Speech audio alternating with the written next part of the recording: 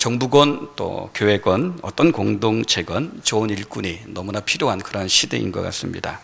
얼핏 보면 주변에 참 일할 일꾼들이 참 많이 있는 것 같은데 실상 이렇게 뚜껑을 열어보면 이런 사람은 또 이런 문제에 걸리고 또 저런 사람은 또 저런 문제에 걸려 있어서 직책을 맡기에 또 부족한 그런 어떤 모습들을 우리가 종종 자주 보고 있는 것 같습니다. 오늘 말씀 제목이 좋은 일꾼이다 라는 이런 제목으로 말씀을 전하는데, 오늘 말씀을 통해서 하나님께서 제시하는 이 원리를 우리 삶 속에 잘 적용을 한다면 내가 가정이든 아니면 교회든 사회 속의 어떤 직장이든 그 안에서 우리가 좋은 일꾼으로 잘 쓰임받지 않을까 하는 그런 생각이 좀 듭니다. 어떻게 보면 요나라는 이 이름하고 좋은 일꾼이라는 이 단어하고는 서로 어울리지 않는 그런 단어이죠. 오히려 요나는 하나님께서 일하라고 분명히 일꾼으로 불러주셨는데 요나는 일꾼이 아니라 일감이었죠. 그죠? 아주 골치 아픈 그런 일감이었어요. 끝까지 하나님으로 하여금 골머리를 썩게 했던 그런 일감이었습니다. 그래서 어떻게 보면 요나라는 단어하고 좋은 일꾼이라는 단어가 어울리지 않지만, 그러나 우리 옛 어르신들이 하시는 말씀 가운데 반면교사다라는 그런 말이 있지 않습니까? 그럼 반면교사가 뭡니까? 좋은 모델은 아니죠. 그죠? 나쁜 모델입니다. 우리가 좋은 모델을 이렇게 보면, 야, 우리도 저렇게 살아야지 하는 그런 어떤 교훈을 받죠. 그러나 나쁜 모델을 보면 어떻습니까? 야, 우리는 절대 저렇게 살지 말아야지 하는 그런 교훈을 또 받을 수 있죠.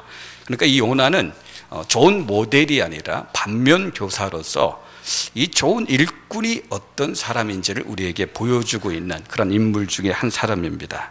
그러므로 요나의 삶을 보면서 정말 이 반면교사로서 좋은 일꾼이 어떤 사람인지, 어떻게 삶을 살아야 되는지 우리가 같이 한번 살펴보면서, 혹시 오늘 이 시간을 통해서 하나님이 저와 여러분들도 일하라고 일꾼으로 불러주셨는데 일은 하지 않고 일꾼의 노릇은 제대로 감당하지 못하고 일감 노릇만 하고 있다면, 이 말씀을 통해서 우리의 모습을 다시 한번 확인해보고 난 정말 일꾼인가 일감인가 한번 이 모습을 통해서 확인해 본 다음에 요나보다는 정말 더 좋은 일꾼으로 세워주셔가지고 하나님께서 주시는 그런 복을 누리는 저와 여러분들이 됐으면 좋겠습니다. 여러분들, 좋은 일꾼은 어떤 사람이 좋은 일꾼일까요? 그 첫 번째는 뭐냐면, 좋은 일꾼은요, 예스와 노가 분명한 사람입니다. 요나를 보면 제일 먼저 이 생각이 떠오를 수 있어요.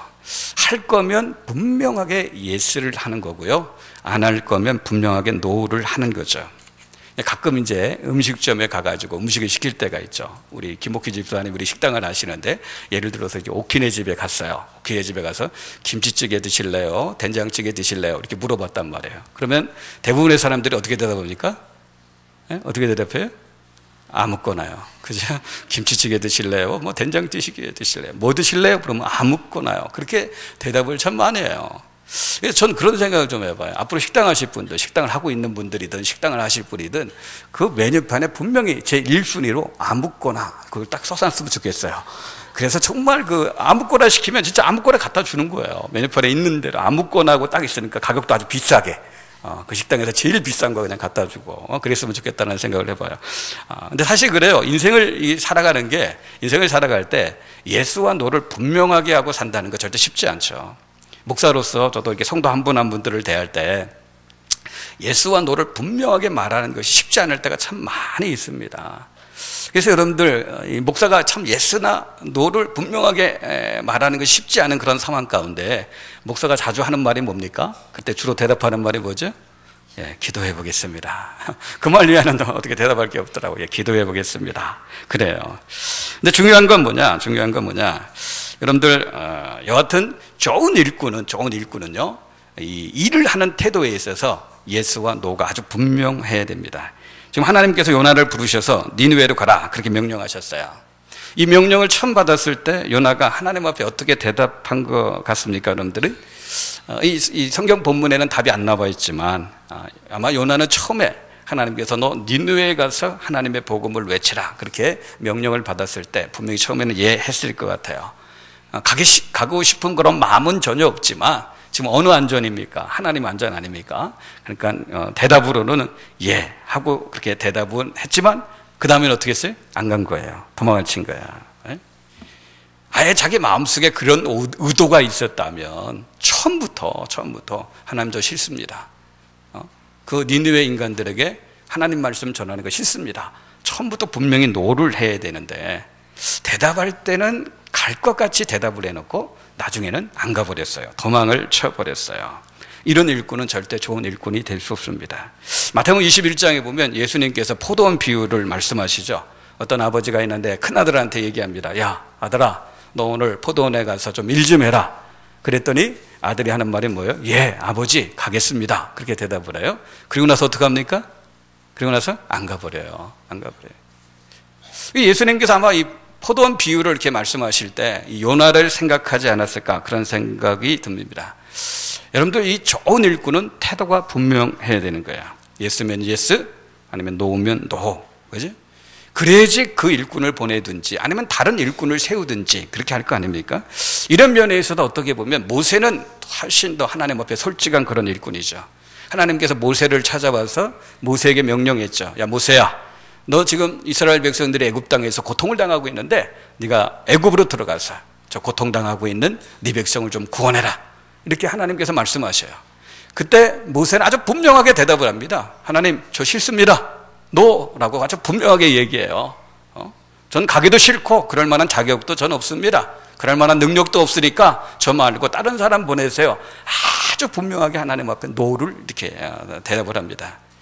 하나님께서 찾아오셔서 두 번, 세 번, 야 아니다 모세야, 네가 적격자야, 네가 그 일을 해야 돼, 내가 너와 함께 할게, 내가 너를 도와줄게, 이렇게 얘기해도 두 번, 세 번 계속 노예요. 아닙니다, 제가 자격이 없습니다, 보낼 만한 자를 보내세요, 나는 입술이 둔합니다, 다른 사람을 보내세요 하면서 아주 분명하게 노를 이렇게 합니다. 그러니까 마지막에 하나님께서 화를 내시면서 너 말 못한다고 하는데 입을 지은 자가 누구냐? 네 입에 내가 할 말을 주겠다. 그리고 네 형 아론이 말 잘하지 않냐? 내가 네 형 아론을 붙여주겠다. 그렇게까지 하나님께서 말씀을 하시니까 마지막 순간에는 이제 모세가 어떻게 합니까? 예스 하고 대답하고 이제 애굽으로 가는 그런 장면을 우리가 출애굽기를 통해서 보게 되어지는 거죠. 이렇게 태도를 분명하게 하는 거, 그렇죠? 이게 어떻게 해요? 좋은 일꾼의 분명한 모습이에요. 여러분들 축복합니다. 혹시 교회에서 직장에서든 하나님께서 여러분들에게 어떤 일을 맡기실 때 태도를 분명하게 하시길 바랍니다. 예스면 예스, 아니면 노면 노, 그렇게 하는데 분명하게 하셔야 돼요. 또 제가 이렇게 말씀드렸다고 해서 야 참 잘됐다, 이제 앞으로 교회에서 무슨 일을 맡기든지 노 이렇게 좀 대답을 해야 되겠다, 근데 그런 차원에서 말씀드리는 거 아니라는 거 여러분들 다 아시죠? 그럼 예수님께서도 마태복음 5장 37절에 보면 오직 너희 말은 옳다 아니라 하라, 이에서 지나는 것은 악으로부터 나느리라, 그렇게 말씀하셨어요. 우리가 잘 알고 있듯이 마태복음 5장, 6장, 7장은 산상수훈이죠. 구원받은 하나님의 백성들의, 천국 백성들의 윤리죠. 대광령이에요. 아주 중요한 말씀입니다. 아주 중요한 이 말씀 가운데서 예수님께서도 예스와 노를 분명하게 하라, 우리에게 분명히 요구하시고 있어요. 거기서 지나는 것은 단지 그 사람의 태도가 우유부단한 그런 정도로 끝나는 게 아니라 이에서 지나는 것은 악으로부터 나느니라, 하나님께서 분명하게 말씀을 하시고 있는 거예요. 예스와 노가 분명치 않은 것은 악에서 나는 것이다, 그렇게 말씀하고 있습니다. 그런데 왜 그렇습니까? 왜 예수님께서 이렇게까지 말씀하신 이유가 어디 있어요?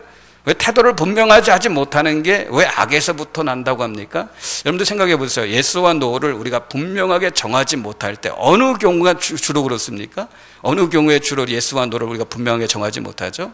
속으로 계산을 많이 할 때죠. 그렇죠? 내가 이렇게 말하면, 이렇게 행동하면 다른 사람들이 나를 어떻게 볼까? 교회가 나를 어떻게 생각할까? 내가 이렇게 말했다고 혹시 손해보는 거 아니야? 이게 잘못되는 거 아니야? 하여튼 속으로 이런 생각 저런 생각 많은 계산을 할 때 우리가 예스와 노를 분명하게 못하는 거예요. 특별히 자기 탐심과 이익에 붙잡혀서 그런 어떤 생각을 할 때 예스와 노를 분명하게 하지 못할 때가 참 많이 있어요. 그렇기 때문에 예수님께서 이에서 지나는 것은 악으로부터 나는 것이다, 그렇게 말씀하고 있는 겁니다. 우리 사랑하는 동역자 여러분, 제가 여러분들에게 지금 처세술을 가르치는 게 아니에요. 예수님께서 친히 가르쳐 주신 말씀, 좋은 일꾼이 되기 원한다면 태도를 분명하게 하셔야 되는 거예요. 예스면 예스, 하나님 앞에 옳은 것은 옳다고 얘기하고 그렇지 않은 것은 그렇지 않다고 예스와 노를 분명하게 말하는 사람이 좋은 일꾼이 되는 겁니다.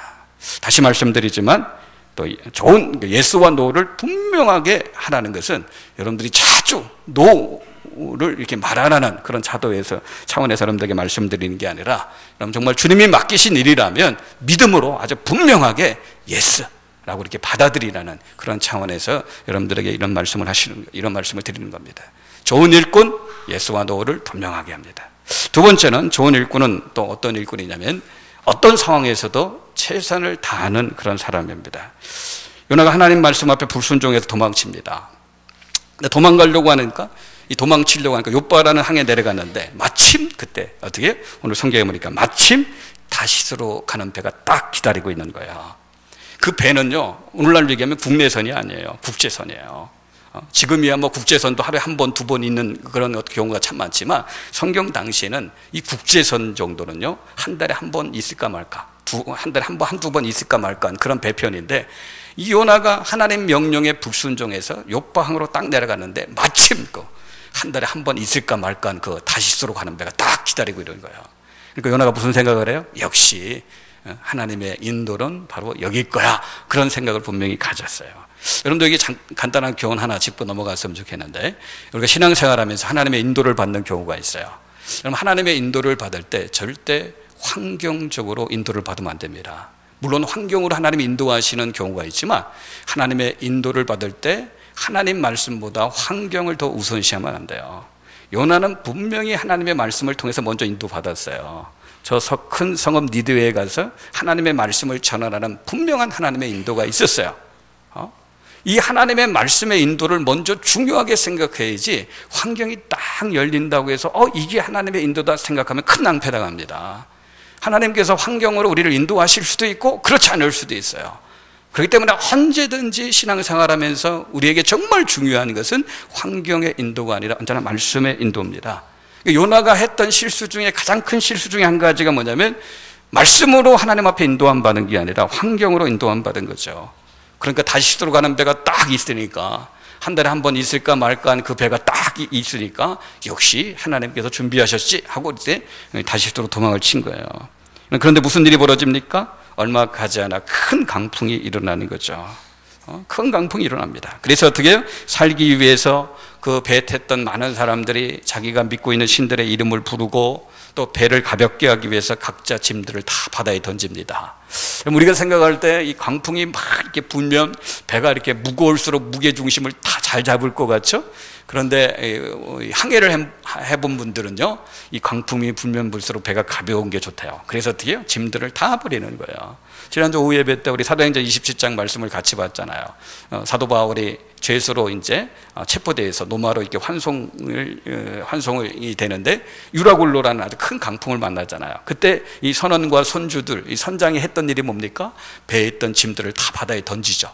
배의 기구들도 막 던지고, 심지어 양식까지도 다 던지지 않습니까? 왜요? 배를 가볍게 해야지 그 풍랑을 뚫고 지나갈 수 있으니까. 그런 이유 때문에. 그래서 배를 다 이렇게 던지는 거예요. 근데 여러분들, 지금 이 배에 탔던 그 하나님을 믿지 않는 사람들의 이 행동을 한번 보세요. 하나님을 믿지 않았던 이 사람의 행동을 보면, 우리가 신앙생활을 어떻게 해야 되는지, 또 좋은 일꾼으로서 우리가 갖추고 있어야 될 그 자세가 무엇인지를 우리가 발견할 수 있습니다. 배에 탔던 사람들은 하나님을 믿는 사람이 아니에요. 이방신을 섬겼던 사람들이에요. 요즘 말로 하면 부처를 섬기는 사람이고, 그죠?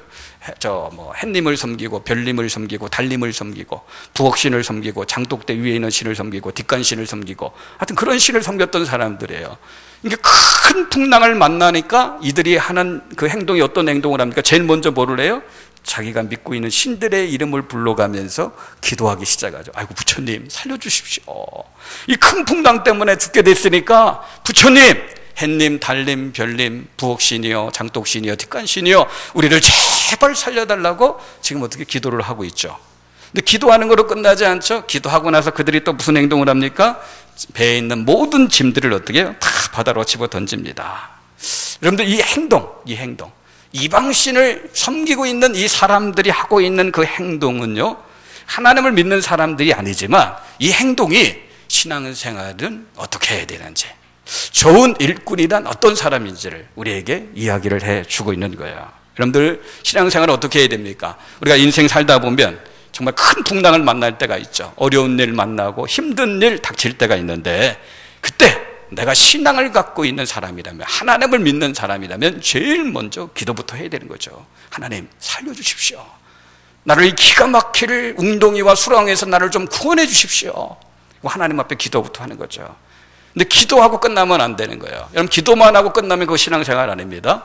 기도하고 끝나면 안 되고, 이방신을 믿는 이 사람들이 기도하고 배의 짐들을 던졌던 것처럼 우리가 할 수 있는 최선의 힘과 노력을 다해서 우리가 해야 될 일을 하는 거죠. 그게 신앙생활이에요. 그게 좋은 일꾼의 자세예요. 기도할 뿐만 아니라 기도로 끝나면 안 되고, 하나님이 우리에게 주신 힘이 있고 능력이 있고 은사가 있는데 내게 주신 것 같고 최선을 다해서 노력하고 힘쓰고 애쓰는 그런 행동, 그게 바로 신앙생활이고 그게 좋은 일꾼의 자세예요. 근데 오늘 본문에 나타난 요나를 한번 보세요. 하나님을 믿지 않은 이방 사람들은 자기가 믿고 있는 신들의 이름을 불러가면서 막 기도하고 그들이 할 수 있는 최선을 다하고 있는데, 요나는 지금 뭐 하고 있어요? 배 밑창에 내려가서 뭐 하고 있습니까? 깊이 잠자고 있어요.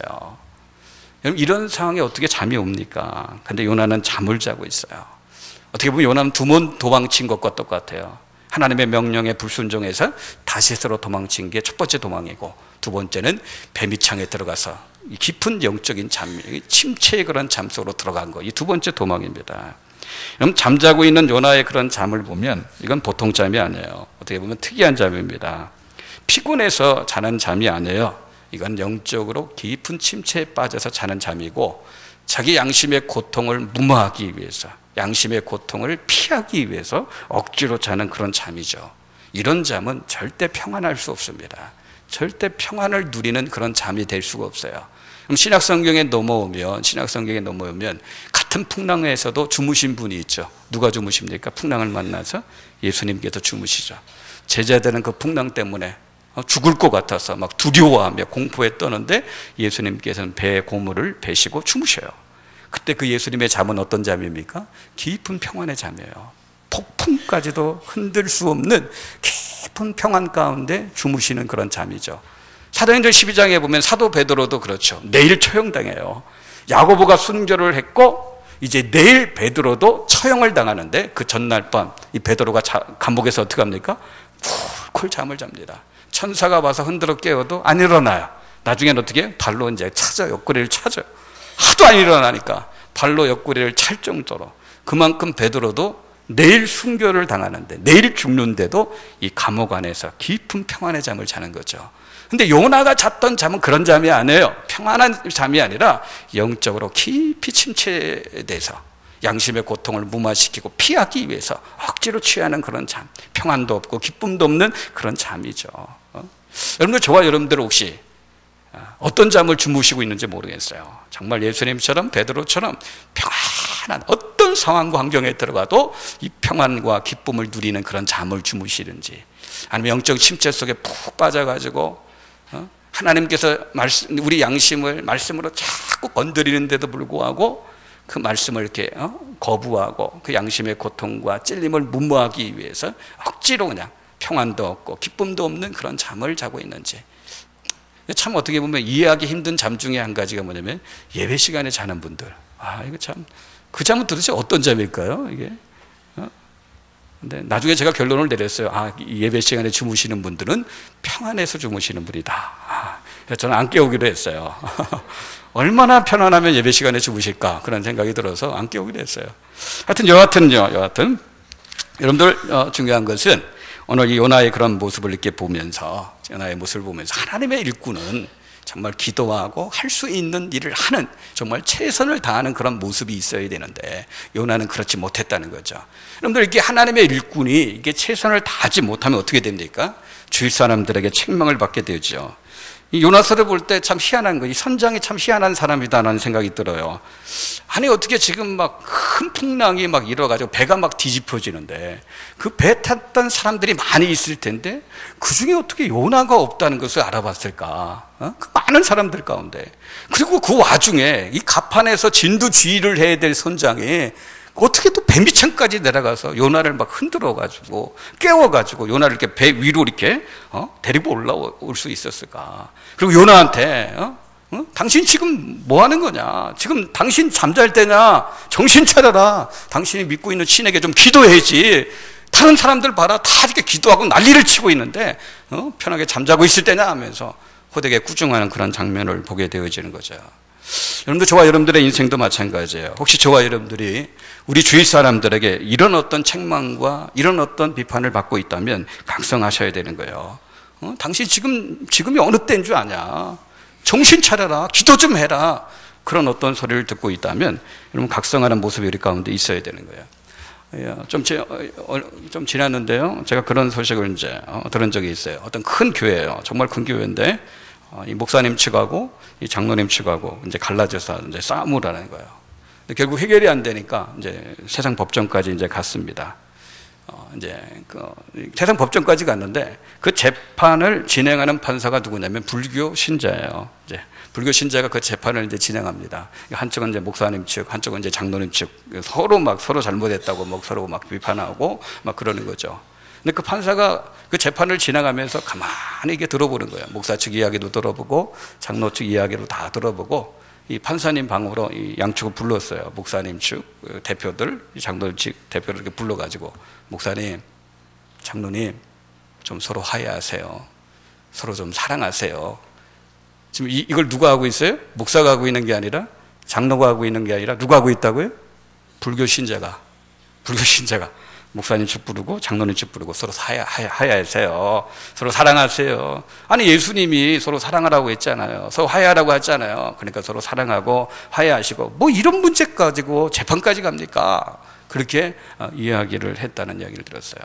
근데 그 재판이 아직까지도 끝나지 않았어요. 아직도 그 재판이 진행 중에 있습니다.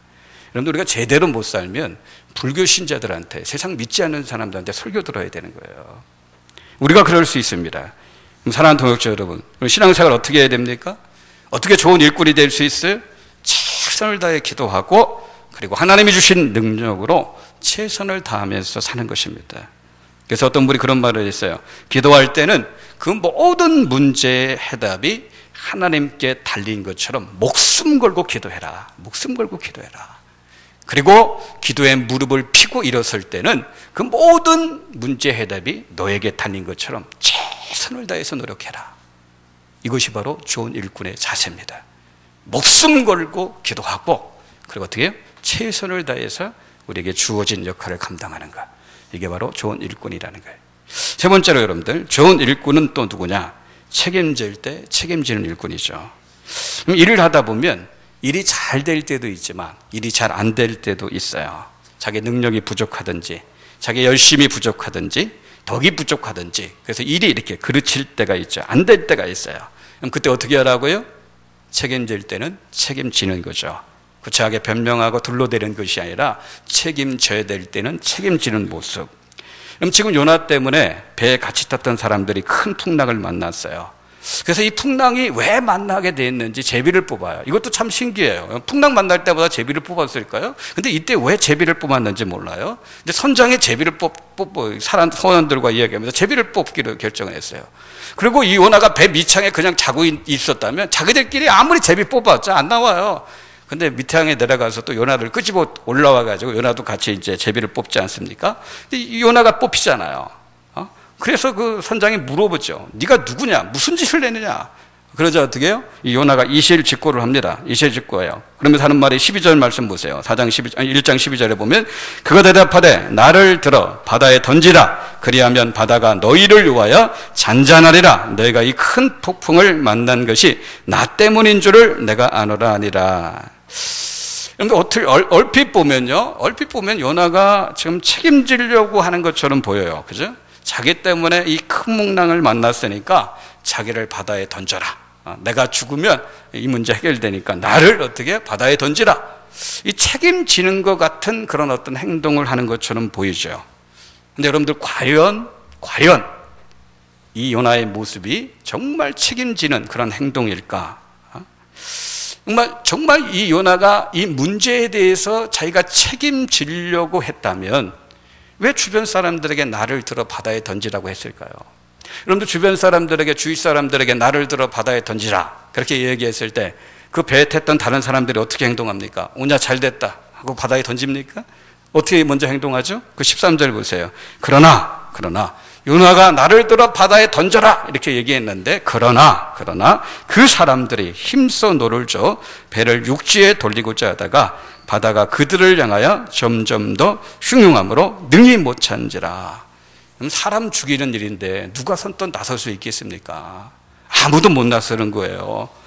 그러니까 이 사공들이 나를 들어 바다에 던지다 그렇게 얘기해도 사공들이 그걸 못하니까 어떻게든지 제일 가까운 육지에 배를 한번 돌려보려고 힘쓰고 애쓰고 노력하는 거죠.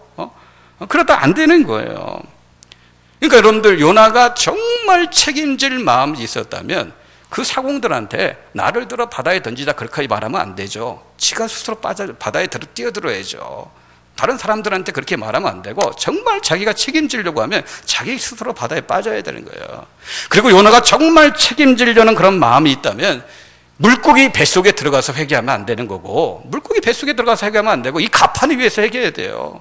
하나님, 정말 내가 잘못했습니다. 하나님께서 나에게 니느웨로 가라고 분명히 말씀하셨는데 내가 그거 싫어가지고 다시스로 도망가다가 이 큰 풍랑을 만났는데 하나님, 죄는 내가 졌는데 왜 이 배에 있는 다른 사람들이 고통을 당해야 됩니까? 하나님, 내가 잘못했습니다. 내가 회개합니다. 이 배 위에서 내가 다시스로 가겠다고 하나님 앞에 약속하니까 이 배를 좀 살려주시고 여기 배에 탔던 사람들을 좀 살려주십시오. 그렇게 가판 위에서 회개했어야 되죠. 그게 책임지는 그런 행동이죠. 근데 요나는 그렇게 하지 못한 거예요. 그런 태도는 절대로 좋은 일꾼이 아닙니다. 요나의 이런 모습을 보면서 좋은 일꾼은요, 자기가 책임져야 할 때가 오면 책임을 지는 겁니다. 여러분들, 저와 여러분들에게 어떤 일이 맡겨졌다, 여러분들 일단 최선을 다해서 감당하셔야 돼요. 근데 그 일이 나로 인해서 잘못됐다 그러면 어떻게 해요? 내가 책임져야 될 일이 그래서 생겼다 그러면 책임을 지는 사람이 좋은 일꾼이 되는 겁니다. 축복합니다. 정말 책임지는 좋은 일꾼 되시길 주의 이름으로 축원합니다.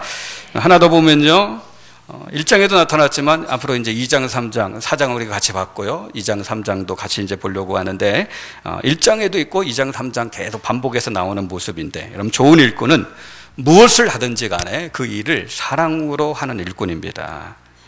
요나는 절대 좋은 일꾼이 아니에요. 그 결정적인 이유 중에 한 가지가 뭐냐면 요나 안에는 사랑이 없었어요. 좋은 일꾼은 그가 무슨 일을 하든요, 큰 일을 하든 작은 일을 하든 사람에게 드러나는 일을 하든 드러나지 않는 일을 하든 사랑으로 하는 일꾼이 좋은 일꾼이에요. 요나가 하나님 명령 앞에 이제 순종해서 다시 이제 3장에 가면 니느웨에 가서 이제 말씀을 전하는데, 근데 말씀을 전하긴 전하는데 요나 안에는 뭐가 없었냐? 사랑이 없었어요.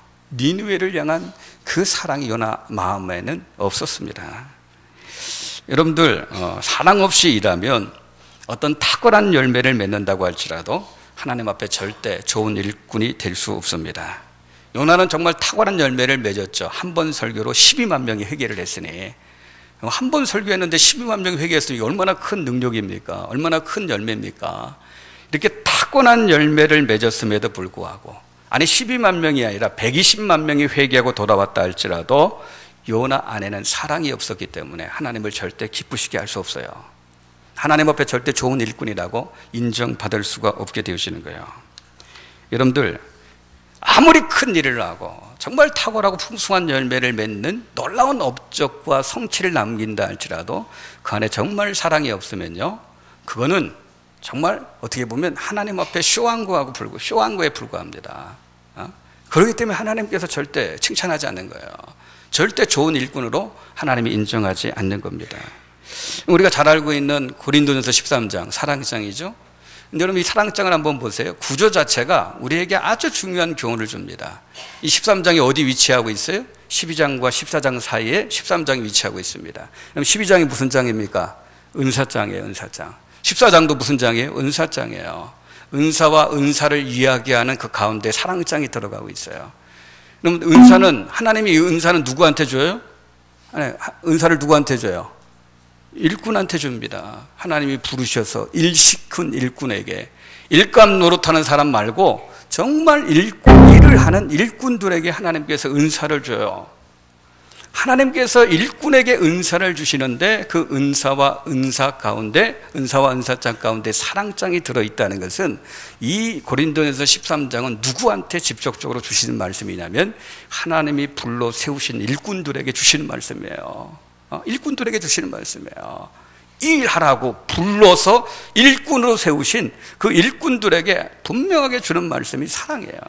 앞뒤로 인사가, 너희들이 뭐 성경에 나오고 있는 뭐 20가지가 넘는 그런 은사를 다 갖고 있다 할지라도, 그 은사를 갖고 너희들이 탁월한 어떤 업적과 그런 어떤 성취를 너희들이 맺는다 할지라도 사랑이 없으면 그 아무것도 아니다. 하나님 그렇게 말씀하시는 거예요.